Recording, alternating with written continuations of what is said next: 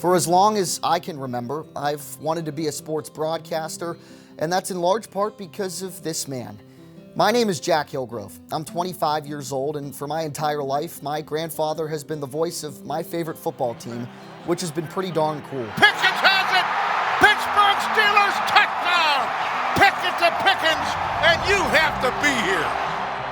Now, I couldn't be more blessed to be able to sit down with him and reflect on his incredible tenure as the voice of the Pittsburgh Steelers.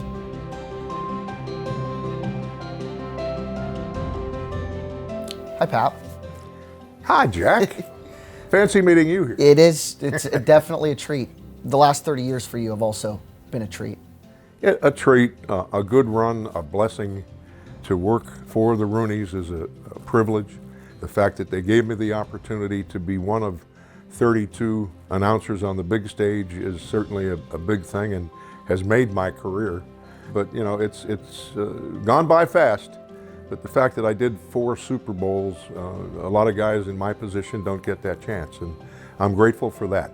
The only regret I have is that I'm 2-2 in Super Bowls. Myron was 4-1, and Jack Fleming was 4-0. So I had some catching up to do, but unfortunately, it'll be up to somebody else. Let's go back to your formative years, growing up in Garfield, growing up a Pittsburgh kid. When did you start to realize that you had a love for football in this organization? You know, through my uncles. We'd go to family gatherings and they're talking about the Steelers and Joe Gary and Jack Butler and Ray Matthews, and that piqued my interest. You know, I always loved football anyhow, but you know, as a kid who's 10 or 11 years old, when your uncles are talking about the Pittsburgh Steelers and talking about them with passion, it's infectious, and it poured over me, and I was very lucky to be able to do games for a franchise I grew up rooting for. You did games for the University of Pittsburgh as well for close to 2 decades before the Steelers came a-calling. Do you recall the first conversation, the first inclination that you had that, oh my goodness, I might be, you know, in the running to replace the great Jack Fleming? Tony Quattrini, who's retired from the Steelers, was the sales manager at WTAE Radio. He called me and he said, "Billy, I just want you to know Mr. Rooney keeps asking for your tape." And I said, "What tape? I didn't submit a tape." And he said, "Well, they have a tape and they're using it to compare other tapes, and the more he hears yours, the more he likes it." And that was the first inkling. I said, "Oh my goodness, I'm a candidate for a job that I really am not seeking." But you know, the more I thought about it, the more it made sense to become a full-time play-by-play guy. You know, for a kid from Garfield to be able to say that, that's amazing. And you had a ton of experience calling football games before at Pitt, but do you recall any nerves? I did the Gene Hackman approach. Remember Hoosiers?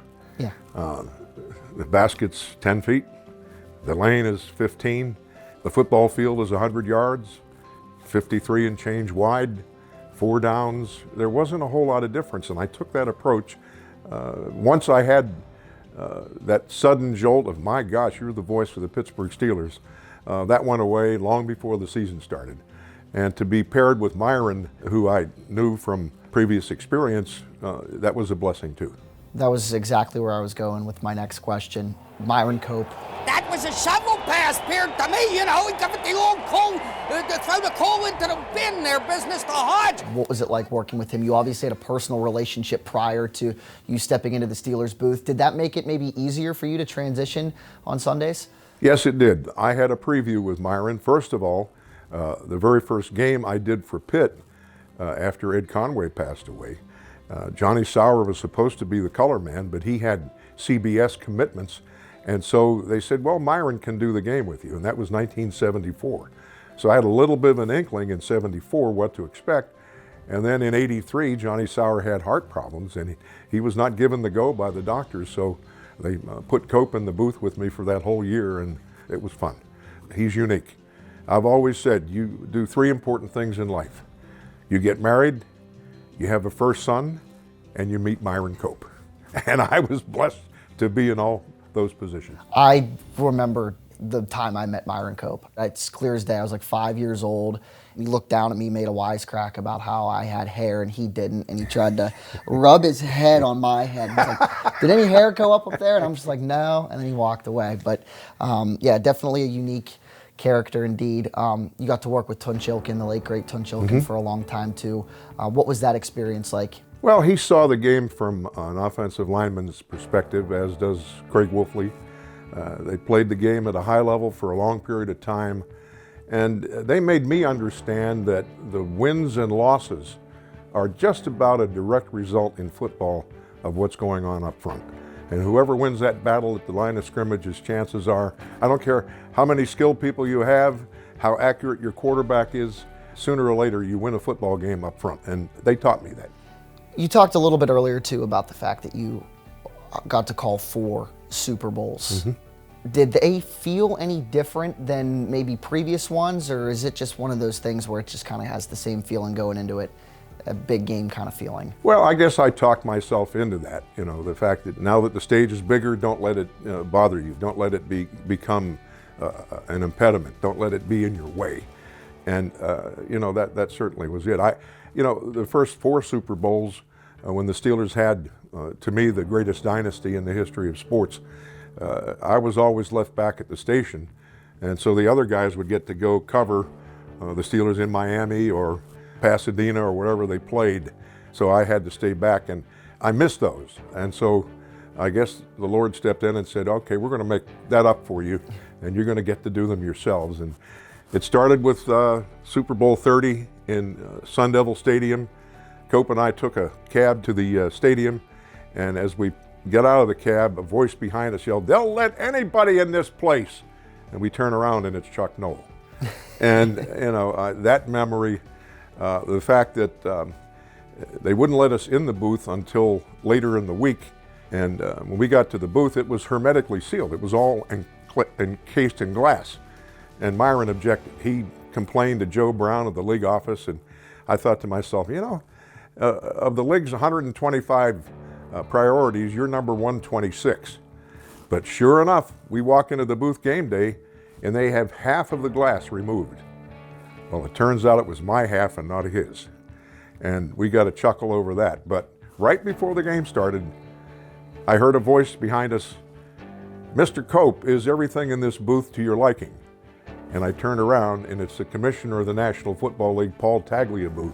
And I said to myself, Cope swings a heavy stick. And he got the league's attention, but it just didn't work out. For his benefit, it worked out for mine.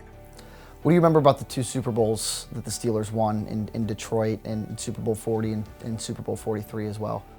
Detroit, great memory for the week up there we spent in Pontiac and going back and forth to Detroit.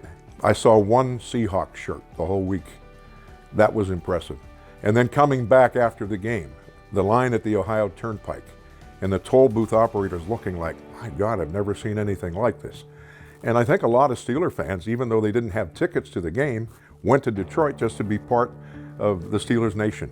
And of course, you know, the Jerome Bettis angle, the fact that they go to run on the field and Jerome's running out there and he realizes he's by himself. You see Joey Porter holding back all the teammates. That was pretty special.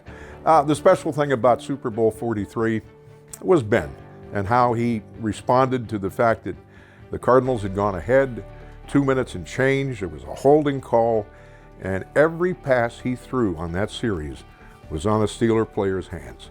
And the one that should have been caught was on the left side of the end zone, and he went right back to Santonio in the right side of the end zone. And to me, that was a pretty special moment. Yeah, it's a call that's going to live in the annals of Steelers history, probably for the rest of time. Talk about that play, how you saw it, and ultimately, you know, giving us the call that Steelers fans everywhere know and have known for a long time. One of my mentors, Ed Conway, always told me, watch the official. I'm at Raymond James. I'm at the other end of the field and on the other side of the field. I couldn't even see at Santonio, let alone his feet. Mm-hmm. But when I saw that official bring those hands up to his waist, I knew they were going up here, and I called touchdown, and I was very fortunate to trust my instincts in that regard. But that to me was a great play, one of the greatest in Steelers history, but the fact that I was even an indirect part of it was also a thrill. He scrambles around, throws it back corner of the end zone. Santonio with a touchdown. Santonio Holmes. I don't know how he did it. That's how you beat great. That's how you beat great. Are there any other moments from games that maybe not have been in the Super Bowl that stick out to you as, you know, memorable moments for you in your career? Oh gosh, away from the football field. I secretly put a ball in my bag to bring to the game where the bus ran over Brian Urlacher. And after the game, I want to get him to sign it, but they don't like us to approach the athletes directly. They like us to go through the channels. I needed to get this ball signed. And so I kind of stood in front of the bus and my bag, and I got the ball out. He saw me pull that ball out. He pushed me aside. He said, "Hey, we're family. Give me a pen, I'll sign that." You know, and those special moments are really easily recalled and enjoyable to this day. Speaking of family, you got to share a lot of moments in the press box with my dad, your son, with me as I grew up, us helping you out, spotting, you know, do whatever we need to do to make sure that you get the call right. What was that like for you? It begs the question, is the world ready for 3 generations of Hillgroves? And I'm not sure about that, but Neither it am I. was so much fun. And you know, you started when you were 8 years old. Yep. You were assistant spotter. And then you of course grew into the main role, but I remember, and I was so pleased when you at the age of 14 said, "Hey Pap, I think I want to do what you do." And that made me very, very happy, and you make me happy. You make me happy. Here we are. Hey. All these years later. What did the fans add to your experience as the voice of the Steelers? I mean, everybody, you know, and I'm in this camp too, I think they're the best fans in all sports. I'm a little bit like the players. I feed off the fans, you know, as the play-by-play guy. They are unique. The most unique NFL franchise. Steelers Nation it's almost hard to define.